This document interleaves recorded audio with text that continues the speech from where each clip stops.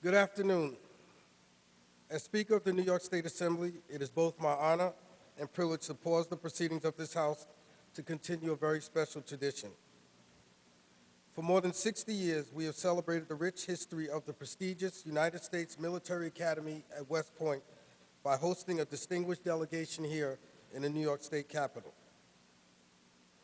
Leading today's delegation is Lieutenant General Robert Caslin, Superintendent of the United States Military Academy.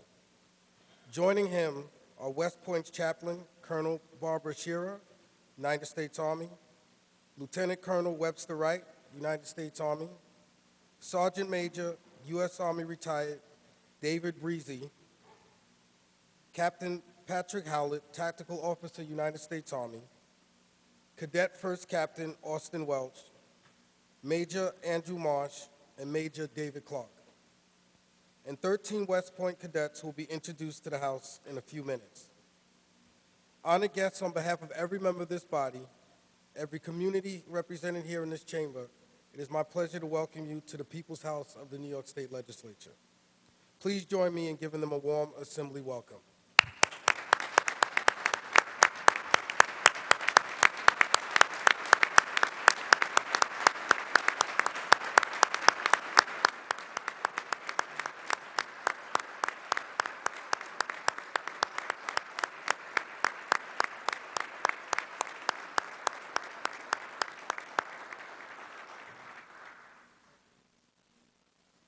As this is my first time commemorating West Point Day as Speaker, this is also a very special moment for me. For 213 years, the United States Military Academy has stood proudly in our beautiful and historic Hudson Valley, a testament to the principles of duty, honor, and country. It has attracted the best and the brightest from across the country because these are men and women who have distinguished themselves as future leaders of this nation. As we often say, it is no small thing to choose a life of service. It is even more extraordinary to be chosen. As we all know too well, sacrifice is heavy. Few are capable of bearing this weight, but each of you joining us today have made a commitment to carry duty, honor, and country with you for the rest of your lives.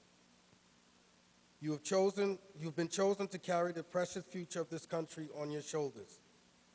Each day as free citizens, we go about our lives under the cover of freedom and security that is woven by the members of our armed forces. We raise our families and pursue our dreams and hopes of making the world a better place, but too often we forget.